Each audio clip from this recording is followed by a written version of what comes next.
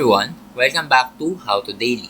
If you are not receiving verification codes on Telegram, it can be very frustrating, especially when trying to log in or set up your account. In today's video, I will show you how to fix this issue. First, make sure you've entered the correct phone number including the country code. Also ensure you have a strong and stable network connection, as poor connectivity can prevent the code from arriving. Sometimes, a simple restart can resolve the issue. Turn off your phone, wait a few seconds, and then turn it back on.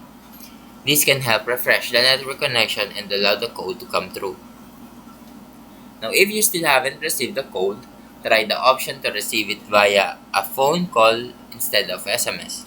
Telegram will call your phone and read out the verification code to you. As a last resort, clear the cache of the Telegram app where you need to go to your phone settings, find Telegram in the app list, and clear the cache. This can help fix any glitches that are preventing the code from being sent. By following these steps should help